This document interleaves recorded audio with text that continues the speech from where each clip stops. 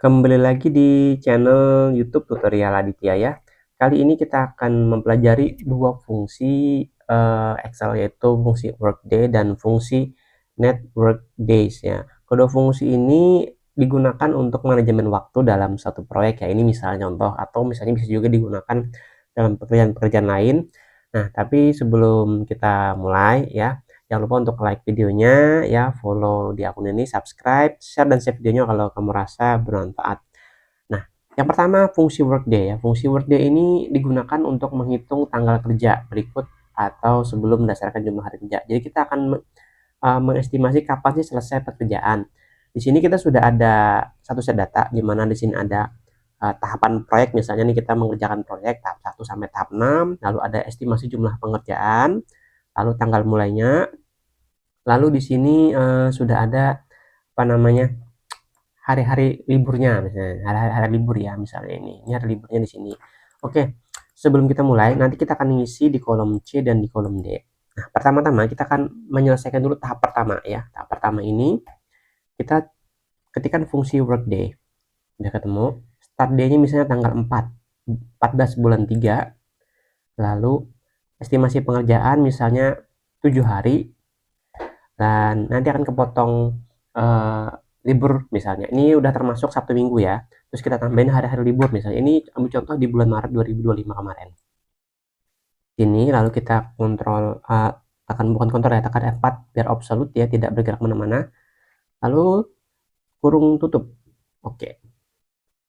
Oke, jadi ini akan selesai di tanggal 25 bulan 3 2025 dengan estimasi pengerjaan 7 hari. Namun di sini perlu diingat ya, kalau kita hitung manual dari 14 Maret sampai 25 itu sebenarnya 8 hari.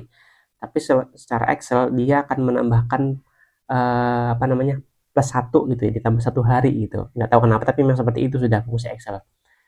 Ya, lanjut.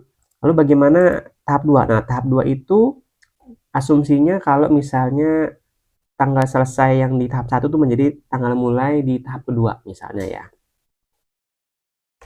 Oke, misal gini ya.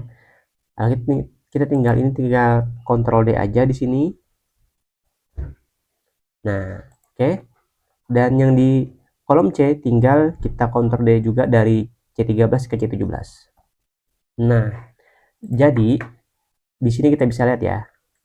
Nah, proyek ini dimulai tanggal 14 bulan 3, itu akan selesai di bulan Mei tanggal 20 2025 gitu. Jadi ini lebih mudah untuk memanajemen waktu dalam pengerjaan proyek.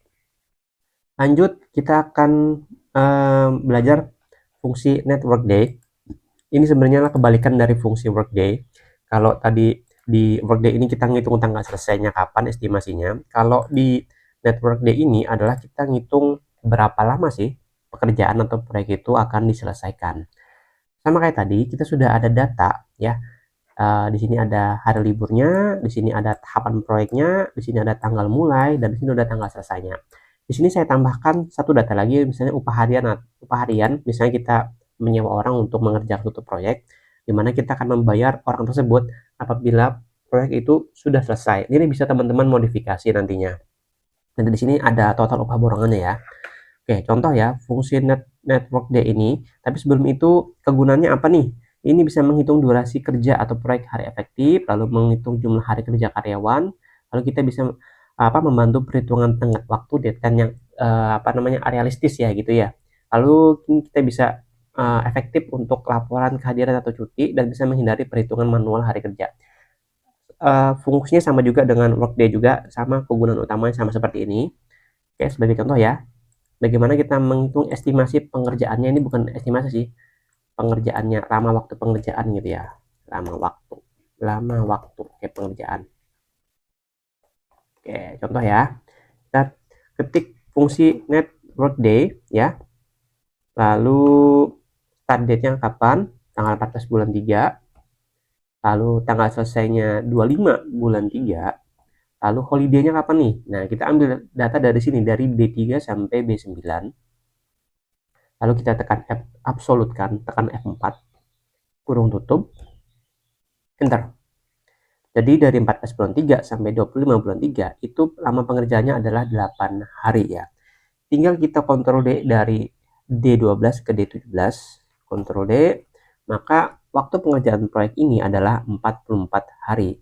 Dimana dengan upah harian 250.000, total upah borongan yang akan kita berikan ke orang tersebut yang mengerjakan proyek ini adalah sebesar 11 juta. Nah, jadi buat teman-teman yang mempunyai usaha kontraktor kecil-kecilan, ini akan sangat berguna banget menghitung, jadi mengurangi tingkat kesalahan kita dalam menghitung upah harian kepada buruh kita gitu. Atau misalnya pekerjaan-pekerjaan lain misalnya membutuhkan tanggal mulai, ada tanggal selesai, supaya perhitungannya lebih realistis lah gitu. Jadi kita bisa hitung deadline, kita bisa ngitung manajemen waktu dengan baik dengan fungsi Excel ini. Itu aja mungkin untuk tutorial kali ini. Semoga tutorial ini bermanfaat buat teman-teman. Terima kasih sudah mau menonton video kali ini.